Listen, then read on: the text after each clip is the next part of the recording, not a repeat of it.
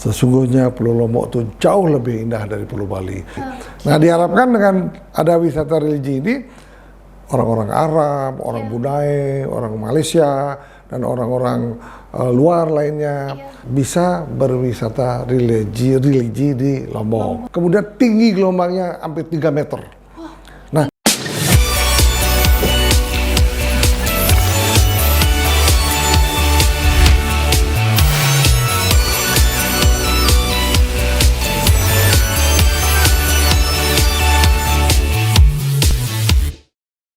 kembali lagi di YouTube channel Mr. Puisi. tepuk tangan. Oke, seperti biasa kita akan berbincang-bincang kembali bersama Mr. Puisi. Jadi sebelum kita berbincang-bincang, kita sapa dulu Mr. Puisinya. Halo Mr. Puisi. Halo. Apa kabar nih hari ini? Kabar baik. Kabar baik. Oke, semoga semua dalam keadaan sehat dan baik ya. Oke, jadi kita akan ngobrol-ngobrol santai nih Mr. Puisi. Sudah siap? Siap. Siap, harus selalu siap ya. Oke, jadi topik pembahasan kita kali ini adalah mengenai tentang keindahan yang ada di Pulau Lombok. Nah, Mr. Puisi kan sering nih bolak-balik ke Lombok. Jadi pasti Mr. Puisi tahu dong destinasi wisata apa aja sih yang ada di Pulau Lombok? Saya sangat tahu dengan Pulau Lombok karena kita juga ada usaha di Lombok. Nah, terus bagaimana cara menceritakan Pulau Lombok? Bagaimana caranya menginformasikan betapa indahnya Pulau Lombok? Kesempatan kali ini saya akan menceritakan sesungguhnya Pulau Lombok itu jauh lebih indah dari Pulau Bali, terutama pantainya dan pulau-pulau yang ada di sana. Gitu loh. Nah, Mr. Puisi, jadi destinasi wisata apa aja sih yang unik-unik nih di Pulau Lombok yang Mr. Puisi mau ceritakan kali ini? Ya, destinasi yang sangat sekarang banyak dikunjungi, terutama destinasi yang ekstrim. Ya, apa aja nih destinasi ekstrimnya? Nah, destinasi ekstrim itu banyak. Sebetulnya bisa juga surfing di tempat ombak yang sangat besar. Kemudian ada juga yang sangat spesial, sangat digemari oleh para pelancong luar maupun dalam negeri. Di mana itu? Di Gunung Rinjani. Gitu loh. Apa aja tuh ada yang di Gunung Rinjani? Nah, Gunung Rinjani itu kalau tidak salah itu 3.726 meter tingginya, ketinggian. Ini merupakan gunung yang tertinggi yang ketiga di Indonesia. Ya, yang kedua itu Gunung Kerinci. Kemudian yang pertama itu adalah Gunung Jayawijaya ya. Nah, di mana di Papua. Nah, untuk itu kita harus berbicara jangan hanya keindahan pantainya, keindahan bukitnya. Kita juga sekali-sekali banyak yang digandrungi oleh wisatawan luar. Coba nanti kita lihat bagaimana wisata luar dan dalam sangat senang dengan wisata mendaki. Nah, itu loh. Jadi sangat penting ini dibicarakan. Karena apa? Di tempat lain jarang sekali ada tempat mendaki yang sangat menantang. Kalau udah di Bali ada Gunung Batur, itu sangat rendah. Kemudian di Lombok ini merupakan gunung yang cukup tinggi, Gunung Merapi yang sangat tinggi, dan areal untuk naik ke atas itu sangat berbahaya. Mereka tuh ada di Lombok Timur dari sebuah desa, biasanya poskonya mulai ada dari desa Sembalun. Mereka ada panitia yang mengantar ke posko-poskonya, kemudian ke posko yang ke satu, kedua, bisa memilih dari mana mau mendaki. Nah, mereka tuh ada guide-nya juga. Guide-nya membawa makanan, membawa tenda, dan lain-lain. Coba kita lihat nanti, banyak sekali wisatawan yang sudah mendaki ke sana. Dan itu sangat unik. Kenapa? Kenapa bisa dibilang unik? Nah, karena di situ sesungguhnya Gunung Rinjani itu disakralkan dulu pada zaman dahulu. Pada zaman kerajaan dulu, abad 1727 itu sangat disakralkan. Di mana di puncak gunungnya yang sangat indah itu ada tempat ritual. Raja-raja dulu ritual semadi, sembahyang di sana. Nah, itu menyebabkan Gunung Rinjani itu sangat terkenal karena pada saat zaman kerajaan dulu itu sudah dilakukan dan digunakan untuk ritual-ritual.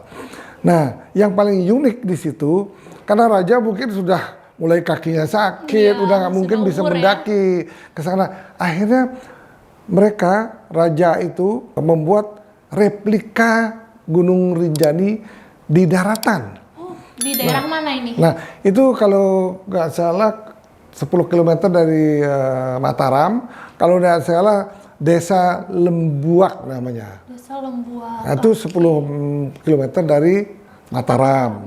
Nah, ini mereka buat di sana, membuat taman yang indah, membuat permandian yang sangat indah, air mancurnya juga sangat indah, di mana itu sebetulnya di samping untuk ritual untuk menggantikan Gunung Rinjani, Iya.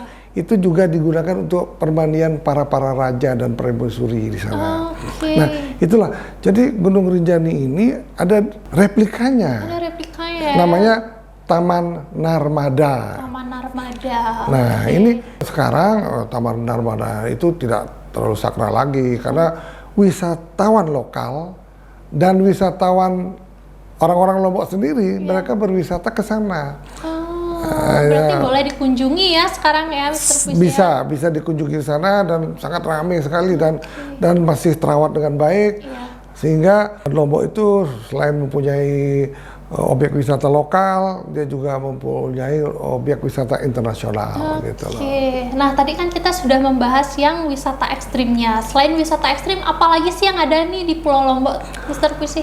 Nah, kita harus membandingkan juga apa yang ada di Pulau Lombok, apa ada yang di Pulau Bali. Kalau di Pulau Bali itu terkenal dengan pantainya, pasir putihnya, kemudian juga ada pasir hitam juga sekarang dicari juga sama orang-orang asing karena sudah tidak ada pantai lagi, hitam-hitam pun jadi gitu loh. Jadi akhirnya di pantai hitam pun di Bali itu dimulai dari Tabanan dan mulai dari Canggu, naik lagi ke Tabanan itu semuanya semua pantai hitam. Prerenan itu semua kan pantai hitam semua, tetapi tetap juga digandrungi oleh para tamu. Kenapa? Karena tamu itu menginginkan dekat dengan laut. Dia nggak lihat pantai hitam kayak putih nggak ada masalah. Yang penting dekat sama laut ya. Ya, kemudian juga di daerah Gianyar, Sabah Bay ini di Sabah Bay itu juga pantai hitam. Sekarang dari Sanur sampai ke Kelungkung itu semua udah dikuasai oleh orang asing. Dan semua membuat villa-villa indah di sana. Dan pada ujungnya di situ sudah ada Windham Hotel di Kelungkung. Iya, sudah ada sekarang. Nah, Windham sudah ada. Sehingga ya begitulah Pulau Bali. Tetapi di Pulau Lombok sangat unik. Tidak ada pantai yang hitam. Semuanya putih. Wow. Nah, itu kelebihannya Pulau Lombok gitu loh. Oke. Jadi selain misalkan dia berwisata ke pulau, ada wisata lain nggak sih yang dituju di Lombok tuh? Nah, ini saya akan menceritakan kelebihan Pulau Lombok. Kalau di Bali tidak ada deretan pulau-pulau indah, pulau-pulau kecil, dia nggak ada. Kemudian dari daratan ke pulau itu pun tidak terlalu jauh. Bali hanya punya Nusa Penida, Nusa Ceningan, Nusa Lembongan. Itu pun dari daratan Bali itu menuju ke sana ombaknya besar dan mungkin sampai 1 jam dengan boot. Nah, kalau di Lombok cukup, terutama di Lombok Barat, di Sekotong, itu cukup dengan 10 menit dengan perahu sudah mencapai di Pulau Cinta. Gitu ada loh. Pulau Cinta. Kenapa bisa disebut Pulau Cinta? Lah, karena satu, bentuk pulaunya seperti hati.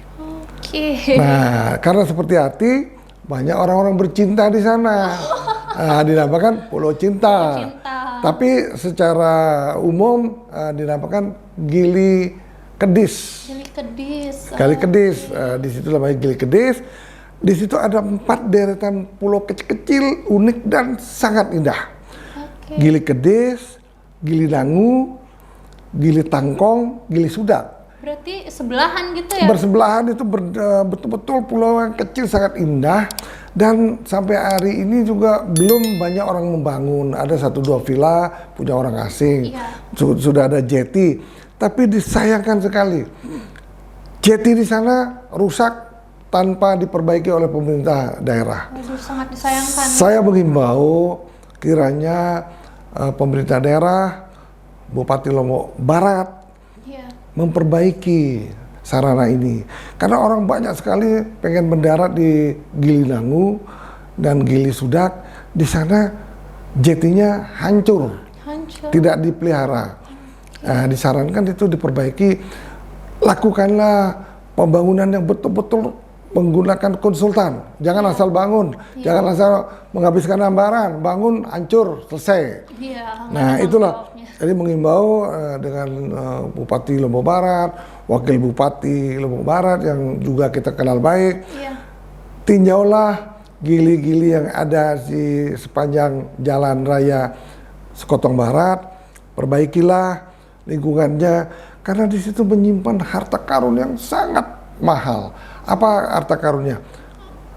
Air yang begitu jernih, karang dan ombaknya begitu tenang.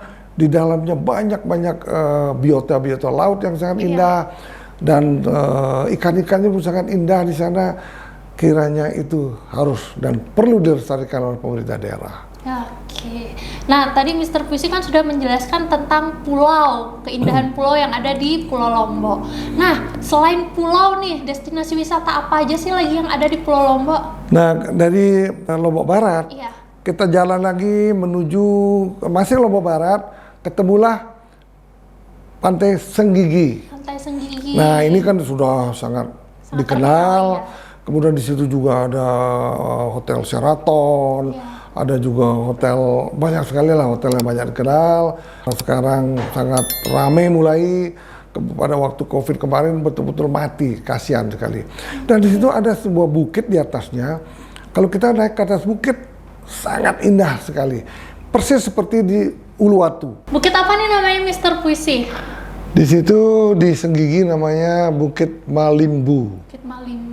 Dan di situ sudah banyak bermukim orang-orang bule, bukan orang-orang Indonesia. Nah, kiranya dia lebih dulu tahu yang tempat indah di Lombok, dia lebih dulu tinggal di sana. Kenapa kita nggak memulai membangun perbukitan Lombok itu menjadi resort ataupun residensial yang bisa ditempati oleh masyarakat luar maupun dalam negeri. Kemudian kita lari lagi jalan menuju ke Lombok Utara. Lombok Utara. Nah, dari Senggigi itu kita menuju ke Lombok Utara. Lombok Utara itu sangat dekat dengan Gili Trawangan. Gili Trawangan, iya. Nah, kemudian di situ ada Gili Trawangan, Gili Air.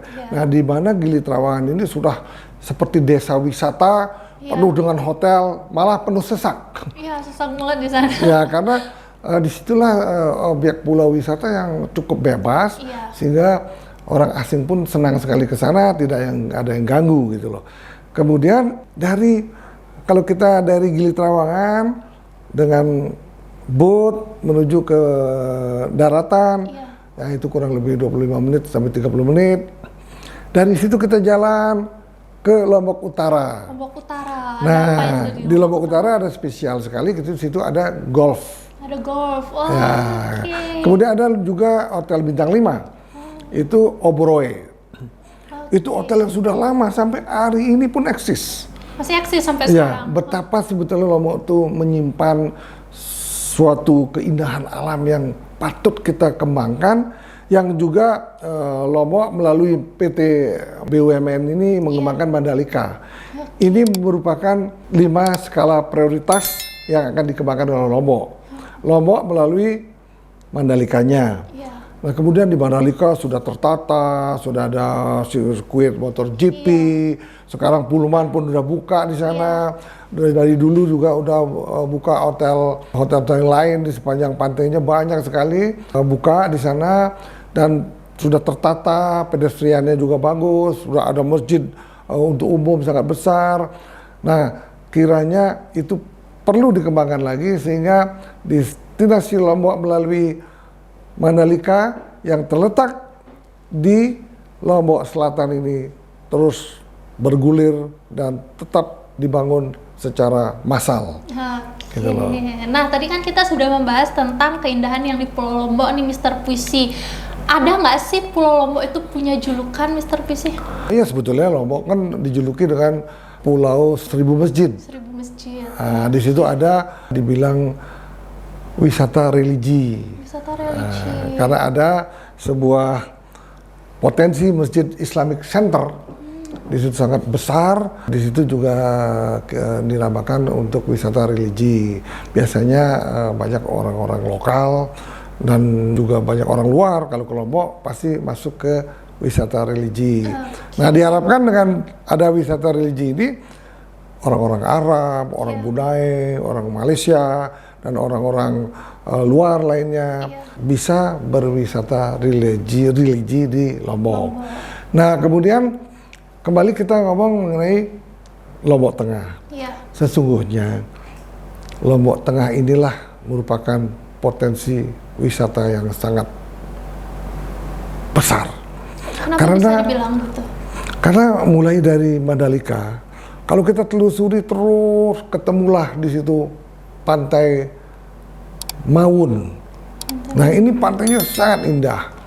Nah, kalau kita sekarang datang ke Maun, di atas bawah bukit, banyak restoran orang asing, kemudian banyak juga villa di sana karena sangat indah.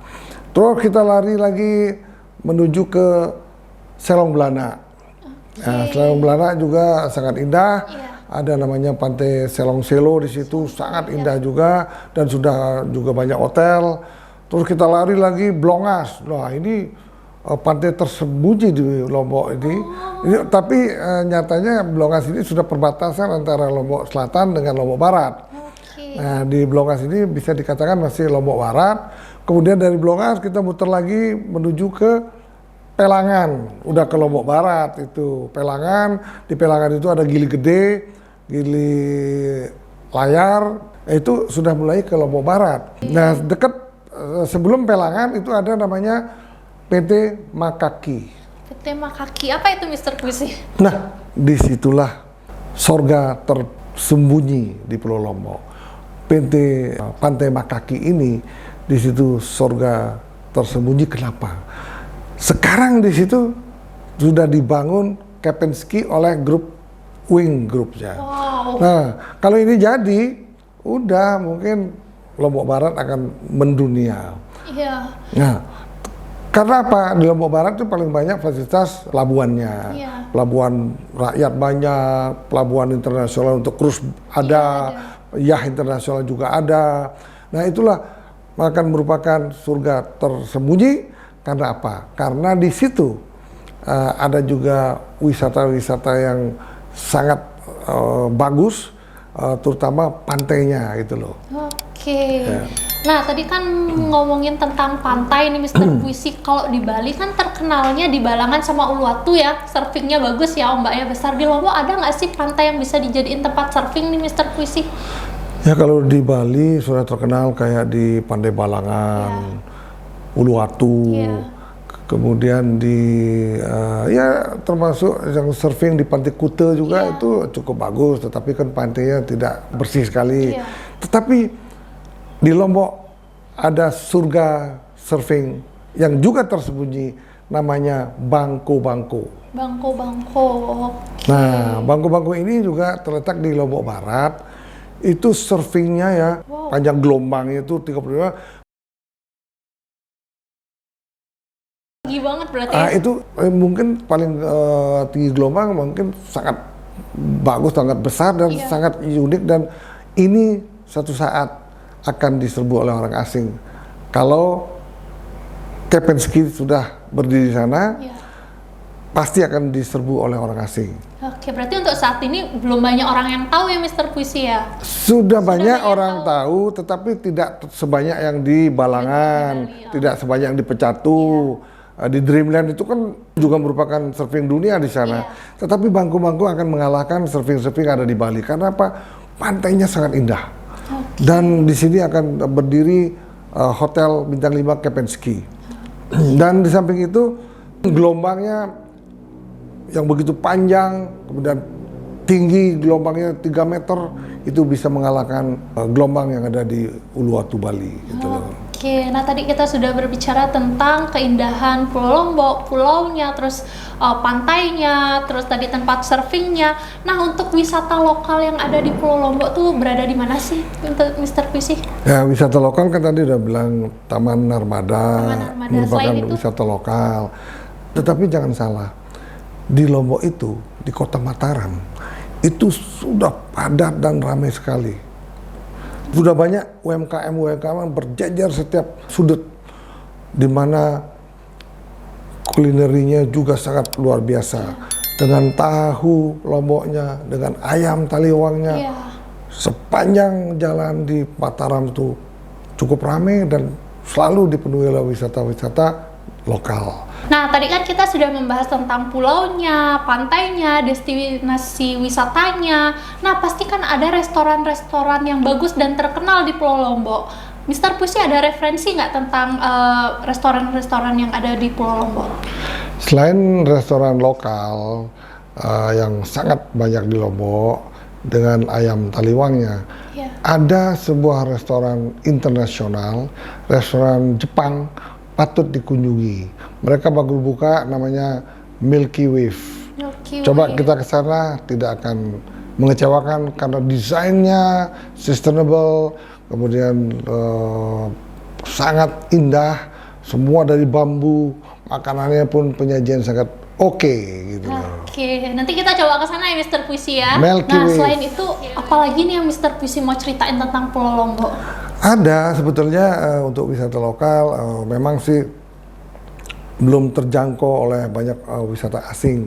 Kebanyakan dijangkau oleh wisata lokal. Itu air terjunnya sangat indah. Air terjun, berada di mana tuh air terjun? Air terjun di Penimbang. Penimbang ini masih Lombok Barat. Lombok Barat. Air terjunnya sangat indah dan sangat banyak dikunjungi oleh wisata lokal. Nah, yang paling unik lagi, ada seperti yang saya catat di sini, 6 pancuran dan 40 mata air di hutan lindung. Hutan lindung. Nah, ada 6 pancuran dan 40 mata air di hutan lindung Gunung Renjani. Gunung Renjani. Gunung Renjani itu bawahnya itu ada hutan lindung. Disitulah ada, di kaki gunung itu persis ada hutan lindung, ada 6 pancuran dan 40 mata air. Jadi 40 mata semua terlihat. Nanti bisa dilihat di foto-fotonya, itu sangat indah. Nah, ini merupakan wisata lokal. Jangan salah, panjang Sembalun sampai ke Gunung Renjani itu banyak sekali homestay. Itu kemudian banyak-banyak hotel-hotel bintang 2 sampai bintang 3 di situ banyak. Jangan khawatir kalau berkunjung ke Rinjani, berkunjung ke air terjun yang 6 pancuran itu, kalau kesorean udah tidur aja sekitar situ. Jadi banyak sekali hotel-hotel yang tidak terlalu mahal, berkisar 200.000 sampai 1 juta, banyak sekali hotel di sana. Kemudian ada lagi Pantai Panggang. Coba. Di mana itu Mr. Puisi? Namanya Pantai Panggang. Ini termasuk masih di selatan Lombok. Pantai Panggang itu, pantainya itu berbatu-batu, berkarang-karang, bentuknya indah sekali. Di antara karang dengan karang ada lagun-lagunnya. Kemudian lagunnya bersih, belum disentuh oleh manusia. Nah, di sini banyak sekali wisata lokal yang perlu kita lestarikan. Kemudian wajib dikunjungi oleh kita sebagai wisata lokal. Terus ngomong-ngomong, pernah ke Lombok nggak? Nanya-nanya terus, pernah ke Lombok nggak? Pernah, tapi kebetulan saya cuma pernah ke Gili Trawangannya aja, nggak pernah ke yang lain-lain gitu. Tapi di Gili Trawangan tuh emang benar-benar bagus banget sih pantainya, untuk kayak merelaksasikan pikiran tuh emang benar-benar cocok banget sih di sana Mr. Puisi gitu. Tapi tahu nggak, di Lombok ada air terjun tapi airnya asin. Nah, itu mungkin satu-satunya di Indonesia. Satu-satunya di Indonesia. Kalau air terjun, airnya dingin, dari bukit menuju ke sungai itu biasa. Ini air terjun tapi asin. Ayo di mana? Tebak di mana itu? Belum pernah dengar sih saya ya. Itu tepatnya di Lombok mana nih Mr. Puisi? Nah, air terjun itu ternyata juga ada di Lombok Barat. Di Lombok Barat, oke. Di Lombok Barat, namanya apa? Air terjun itu Pantai Nambung. Berarti air terjunnya ada di pantai gitu? Bukan, jadi bukitnya tidak terlalu tinggi, tidak terlalu tinggi, tapi dari bukit itu air mancur sangat banyak itu, air mancurnya berkibik-kibik tuh tidak pernah berhenti. Kalau kita ambil, biasanya kan air mancur pegunungan kan bisa diminum. Kalau ini nggak bisa diminum, langsung ini airnya asin. Kalau kita minum ya asin lah. Asin, Coba dari mana datangnya. Sedangkan dari atas, lautnya mau di bawah. Oh iya. Nah kemungkinan ada lubang, terowongan dari bawah laut menuju ke bukit itu. Kemudian dia langsung tumpah gitu loh. Wow. Ini tumben sih saya dengar, menarik banget sih ini Mr. Puisi. Jadi itu dibuka untuk wisatawan umum apa gimana? Umum, itu namanya Pantai Nambung. Coba nanti lihat fotonya, waduh, indah sekali. Jangan-jangan kita bisa kesemsem bikin ke sana gitu loh. Nanti lah kalau ada waktu next time saya mau ke sana Mr. Puisi. Ya. Oke. Jadi ada lagi yang mau dijelaskan Mr. Puisi tentang keindahan di Pulau Lombok ini? Cukup dulu. Nah ini kan merupakan destinasi wisata unggulan oleh Menteri Pariwisata. Nanti kita bahas juga, kan ada 5 destinasi unggulan. Sekarang Lombok kita udah bahas. Nanti kita bahas lagi Bajo. Kita nanti bahas lagi Danau Toba, Borobudur, Likupang. Nah ini coba kita bahas, coba kita gali ada apa sih di sana, kenapa ini kok lamban, kenapa ini kok cepat, kenapa nggak kita gali. Di Likupang itu kan luar biasa kita gali. Itu ada artefak-artefak banyak sekali di sana. Tribal art pusatnya di sana Sulawesi. Nah kita nanti suatu saat kita bahas, karena saya juga merupakan kolektor barang-barang primitif gitu loh. Oke. Jadi cukup sekian dulu ya ngobrol-ngobrol dan bincang-bincang santai kita kali ini tentang keindahan yang berada di Pulau Lombok. Jadi terima kasih banyak atas waktunya, terima kasih atas informasinya ya Mr. Puisi. Jadi sampai bertemu dan sampai jumpa di podcast berikutnya. Jangan lupa like, comment, and subscribe. Tepuk tangan